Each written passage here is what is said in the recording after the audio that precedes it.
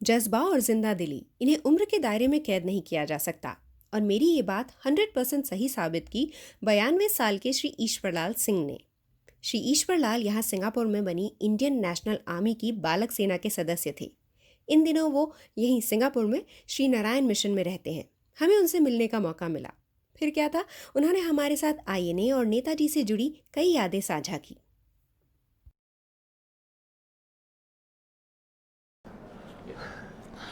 Hey guys, मैं हूं दीप्ति और सौभाग्य से आज हमें मौका मिला है टू मीट ईश्वरलाल सिंह जी, जो यहाँ सिंगापुर में इंडियन नेशनल आर्मी का हिस्सा थे। Sir, thank you so much for taking out time and blessing अस, और आप हमसे मिले उसके लिए बहुत बहुत शुक्रिया। मैं सबसे पहले आपसे ये जानना चाहती हूँ कि जब आप पहली बार आईएनए के संपर्क में आए तो उस वक्त आपकी उम्र क्या थी और आईएनए के संपर्क में आना हुआ कैसे? मैं कुछ 13-14 वर्ष का था उस समय। मेरा एक जब हम लोग खेल रहे थे घर में, झगड़ा हुआ, जब पानी को मारा मैंने, हाँ जी, तो वो गिर गया नाली में और मैं भाग के अपनी माँ के पास गया। उन लोगों उसको बोला कि मैंने ऐसा किया, तो उसने कहा मुझको, बाप रे तुम तो मर गया बस। और फिर हमारे पिताजी को बोला कि इसको भेज दो भाई और कहीं। तो हम गए थे 206 रेसकोर्स रोड। वो घर नहीं है अभी उधर लेकिन घर का नंबर मुझे याद है। अच्छा, 206 घर में गए उधर। वहाँ पे थे मेहरबान सिंह, काफ़ी जानकार हैं उनकी, लेकिन वो भी गुजर गए हैं।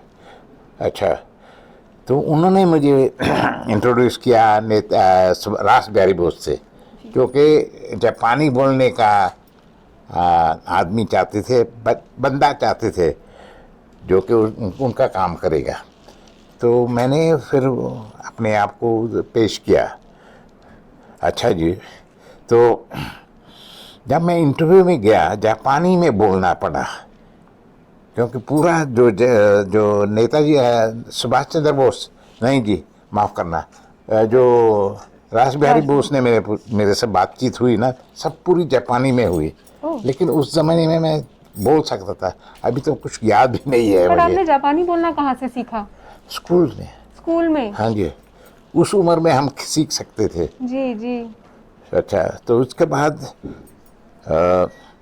सुभाष क्या इसको रास बिहारी बोस ने बोला, ओके इसको ले लो, काम पे है, लगा लो। तो उनके घर में रहा, 18 माउंट रोजी रोड। वो घर नहीं है अभी उधर, सिर्फ नंबर है। नंबर है। घर को अंग्रेजों ने तोड़ दिया था।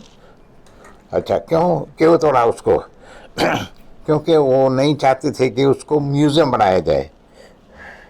वो जानते थे कि हिंदुस्तानी लोग कैसे हैं, तो म्यूजियम बनाने का डर था उनको। कोई ना कोई लेके उस घर को दे देगा और म्यूजियम बना देंगे। अच्छा, तो उधर मैं रहा। अच्छा, उसके बाद मैं वहाँ नेताजी सुभाष चंद्र बोस को मिला। जी। कैसे मिला? जब ये रास बिहारी बोस सोते थे तो मैं उधर बैठा हुआ था। अच्छा, उसके बाद क्या हुआ, मैंने हाथ डाला था आगे और पूछा, नेताजी सुभाष चंद्र बोस कहाँ जा रहे हैं भाई? जी। है नहीं, थोड़ा सा नाराज था, लेकिन एक बच्चा था, लेकिन काम था मेरा कि किसी को जाने ऊपर जाने नहीं देना। तो उन्होंने हाथ कंधे पर रखा और पूछा, मैं नाम मेरा। तो मैंने उनको बड़े जोश से बताया, मेरा नाम ईश्वर सिंह है, सपुत्र खजान सिंह है ये। अच्छा, तो उन्होंने हाथ लगा के इधर बोला, अच्छा बेटा तुम्हारा नाम आज से ईश्वर के लाल हो, है नहीं? तो वो नाम बदला उधर। तो दिस इज वे। और उसके बाद मेरा नाम वही ईश्वर लाल बना। अच्छा, तो उसके बाद ऊपर गए वो, है नहीं, नेताजी रास बिहारी बोस को जगाया उन्होंने, और ऊपर जगह थी उनके बैठे के लिए। तो वहाँ पे वो लोग बातचीत कर रहे थे। अच्छा, उसके बाद क्या हुआ, नेताजी वापस गए और रास बिहारी बोस ने बोला, तुम बहुत अच्छा किया, लेकिन ऐसे करना मत। मैंने उनको बोला, नोबड़े तो नहीं है, जापानी में, और उसकी वजह से मैंने किया। अगर किसी ने कहा हो ताकि कोई आ रहा है मुझको मिलने, मुझको जगा देना, तो मैं आपको जगा देता पहले। जी। अच्छा, वो तो हुआ। और फिर रास बिहारी बोस उधर रहे। अच्छा, उसके बाद क्या हुआ कि रास बिहारी बोस ने मुझे एक दिन बोला कि मैं वापस जा रहा हूँ बेटा, तुम अभी जाके हेडक्वार्टर्स में काम करो। मैंने बोला अच्छा भाई, जैसे हो। तो हेडक्वार्टर में गया। मुझे मालूम नहीं था क्या मैं कर रहा हूँ क्या नहीं कर रहा हूँ, सिर्फ ये कि चिट्ठी भेजना पड़ता था उधर। जी। तो मैं भेजता था। वहाँ पे फिर मैंने काफ़ी अफसरों को मिला है, लेकिन नाम नहीं याद है। सिर्फ एक आदमी का नाम याद है, जनरल भोसले। अच्छा। अच्छा, जनरल भोसले क्यों उनका नाम याद है? वो अकेले रहते थे बंगले में। जी।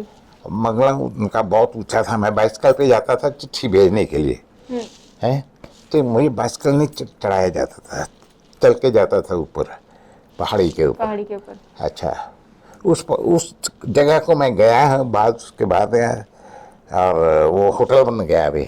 अच्छा। हाँ।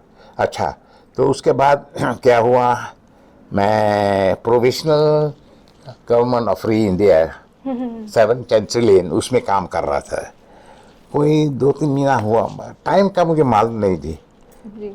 उन्होंने मुझे भेजा पालक सेना में कि आज से तुम। ये सवाल मैं आपसे पूछूंगी अभी, लेकिन मैं सबसे पहले ये जानना चाहती हूँ कि जब जैसे आपकी पैदाइश ही सिंगापुर की है, हाँ जी। आपने शायद गुलाम भारत देखा भी नहीं होगा उस नहीं उम्र जी, में। बिल्कुल नहीं। लेकिन ऐसा क्या चीज आपको छू गई कि आप भारत की आजादी की लड़ाई में कूद पड़े? हाँ, अच्छा, ये बात ये ऐसे हुई कि आगे जब काम करता रहा था उनके रास बिहारी बोस से, जी। मुझे मालूम नहीं था क्या मैं काम कर रहा था। जी। सिर्फ कि चिट्ठी इधर भेजना, चिट्ठी उधर भेजना। उसके बाद मैं गया था हेडक्वार्टर्स में 7 चेंचरी लेन। जी। अच्छा, वहाँ पे मुझे मालूम पड़ा, थोड़ा बहुत मालूम पड़ा आज़ादी किया है, किया क्या हम कर रहे हैं उधर। तो एक दूसरे की बात से मुझे मालूम पड़ा, जैसे काम करने वाले होते हैं ना, जी। वो लोग करते हैं ना बातें। आपस में बातचीत तो से मैं पता भी चला। उनके शामिल था। अच्छा, तो वहाँ से मुझे थोड़ा सा मालूम पड़ा, लेकिन फिर मैं पहुँचा बालक सेना में। जी। अच्छा, जब बालक सेना में पहुँचा ना, वहाँ थे हमारे टीचर उपाध्याय, उन्होंने हमको सिखाया भगत सिंह की हिस्ट्री, है जी, सुखदेव, बाकी सब लोगों की हिस्ट्री बताया। तो उसमें से हमको जोश चढ़ा, उनकी कहानी सुन के कुर्बानी सुन के, हैं, जो अंग्रेज कर रहे थे। मुझे कोई प्यार नहीं था उस समय हिंदुस्तान से। मैं वही बोल रही हूँ क्योंकि आपकी हाँ। पैदाइश यहाँ की है, तो आप हाँ। ये है आपका देश। जी जी जी जी। अच्छा, तो उसके बाद जब बालक सेना में था, वहाँ पे बहुत काम किया अच्छी तरह से, तो मुझे पदवी मिली हवलदार मेजर की। अच्छा, जब हवलदार मेजर की पदवी मिली मुझे, और ये सब 14 साल की उम्र के आसपास ही आपको ये हाँ जी, पदवी हाँ दी जी, गई? हाँ जी, 14 बरस का था। जी। 1943। अच्छा, तो फिर मुझे उन लोगों ने भेजा रामाकृष्ण मिशन को, जी। बालक सेना से उन लोगों ने भेजा। सुबह सुबह बोला कि तुम उधर जाओ, वहाँ जाके सिखाओ हिंदी बारिश, सिखाना? हिंदी वगैरह है। तो मैं वहाँ जाके सिखाता था, परेड वगैरह करना, दाएं बाएं मुड़ सब परेड पूरा करवाता था। और उसके बाद उन लोगों के साथ में शामिल होता था हिंदी क्लासेस में। ये जोश जो है ना आने का, ये तो बाद हम लोग जब हम बालक सेना में जाते थे ना, सारा दिन उधर रहते थे। वहाँ पे ये उपाध्याय भाई ने बहुत सिखाया जी, जी। बहुत सिखाया। जो हम लोग 40-50 बच्चे थे ना उधर, सबका जोश था, कोई किसी का गद्दारी नहीं करता था, सब एक थे हम। ब्रदरहुड। और क्या ब्रदरहुड बना था भाई, कहने की बात नहीं है। तो मैं आपका नेताजी से मिलना हुआ होगा बहुत बार, तो नेताजी की ऐसी कौन सी बात थी जो सबसे ज्यादा आपको प्रभावित करती थी? जी मैंने उनको सुना था लेक्चर में।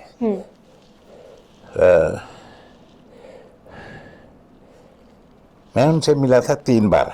जी एक बार मेरा था Indian independence league Waterloo street में, जी जहाँ वो आए थे। अच्छा, उसके बाद जब रानी झांसी का फॉर्मेशन हुआ ना उधर, जी तो उस समय भी मैं उधर था। तो उस दिन उन्होंने फौज को बुलाया था, आईएनए वाले को।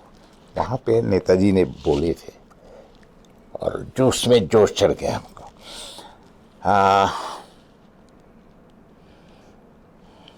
तो मैं आगे बढ़ा, क्योंकि नेताजी को मैं जानता था, बच्चा भी था, जोश भी था। हाँ, लेकिन आगे बढ़ा, ये मैं भी जाना चाहता हूँ। उन्होंने बोला नहीं बेटा, तुम यहाँ रहो, आगे सीखो, तो फिर आगे हम लेके जाएंगे तुम। जी सो उसके बाद हम उनसे मिला था सिटी हॉल में।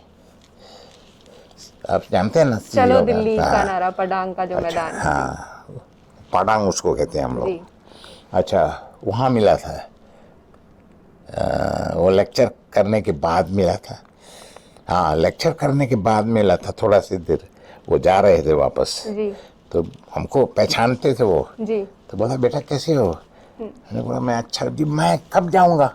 दिल्ली जाना है जी, लेकिन ये मुझे मालूम नहीं कि दिल्ली है कहाँ, लेकिन दिल्ली जाना है। तो उन्होंने बोला बेटा तुम इधर सीखो पहले, है, पूरा जवान बन जाओ, तो फिर हम ले जाएंगे तुमको।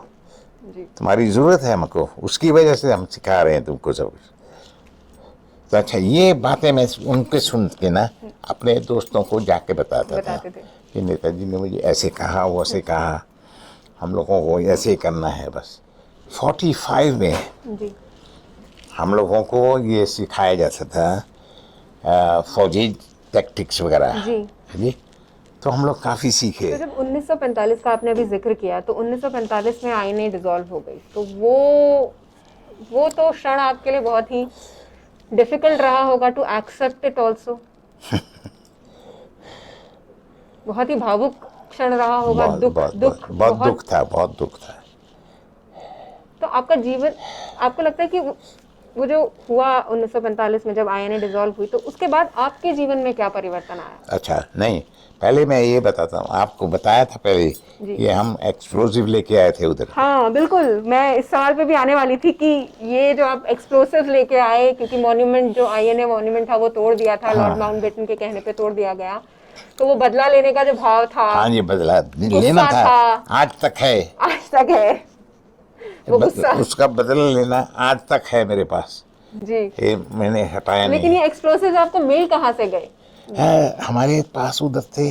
अच्छा, हाँ। तो आप लोगों को ले जाने की इजाजत होती थी, या आप लोगों ने बस थोड़ा सा शैतानी करके छुपा लिए? उपाध्याय साहब ने हमको दिया था ये एक्सप्लोसिव वगैरह, जो भी चाहिए ना, एम्यूनिशन वगैरह दिया था उस समय। अच्छा। हमको 300 राउंड दिया था राइफल का, 3 राइफल दिए थे।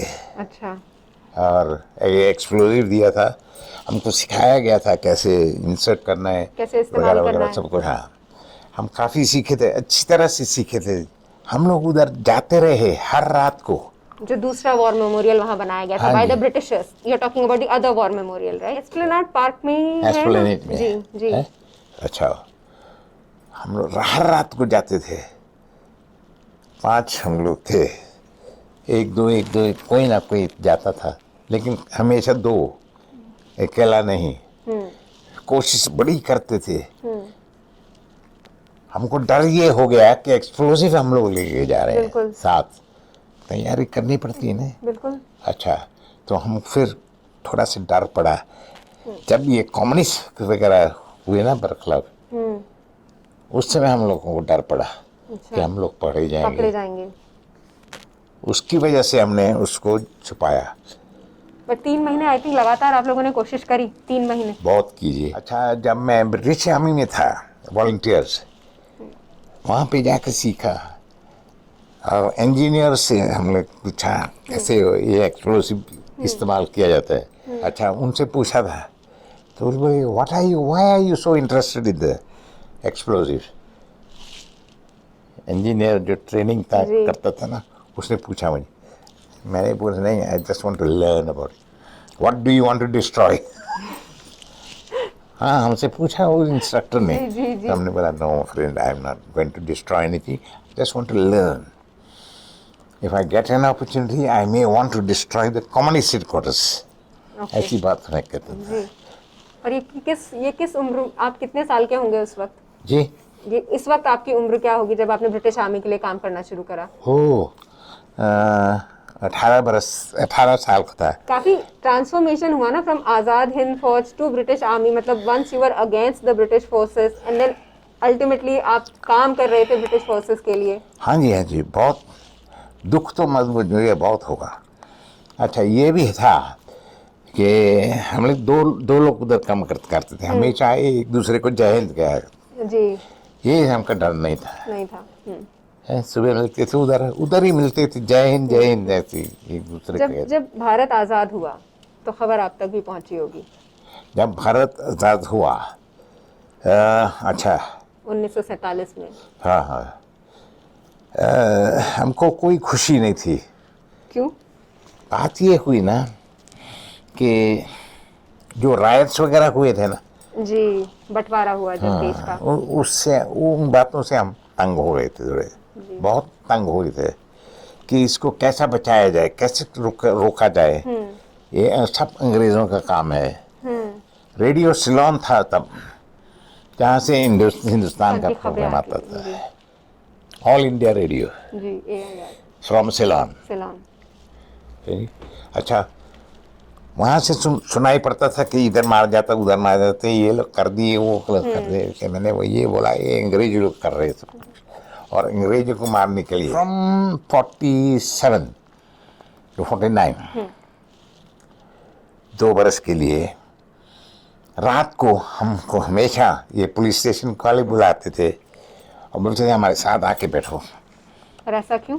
पुलिस स्टेशन में जी। वजह ये हुई कि जो इलेक्ट्रिशियन कंपनी के इंस्पेक्टर थे ना, वो लोग गोरे थे और हम लोग मारते थे उन लोगों को। मालूम नहीं क्यों भाई, लेकिन मारते थे। सिर्फ झगड़ा करते थे उनके साथ, और उनको मार के बस नालियों में फेंकते थे, इधर उधर फेंकते थे। और फिर हमको पकड़ा गया, एक बार पकड़ा गया रेड हैंडेड। अच्छा, रेड हैंडेड। तो वो उस ऑफिसर का नाम था फर्नांडिस जी, सुपरिटेंडेंट फर्नांडिस। उसने बोला, what are you doing young man, you are destroying your life. मैंने बोला, I don't care, you people are doing this to India, so I say I'm not doing that to India. उसके बाद वो लोग मेरे साथ 2 घंटे के लिए बोले, री-एडुकेटेड में ये बात है, हम लोगों को कोई कंट्रोल नहीं है हिंदू मुस्लिम के झगड़े में। तो मैंने बोला, जब मैं आईने में था कभी नहीं मालूम पड़ता था कि हिंदू मुस्लिम क्या है।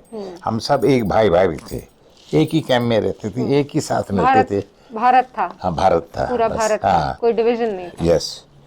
सो क्यों हुआ, कैसे हुआ, तो उन्होंने समझाया मुझे, लेकिन बात ये हुई ना कि मैं भी सुनना नहीं चाहता था उनकी बात का। अच्छा, तो लेकिन फिर भी फॉर 2 years हमेशा every night go to his office and sit down. Okay. एक कोने में बैठा था रात 10 बजे तक। फिर बोलते थे, ओके जाओ, गो बैक होम। ओके।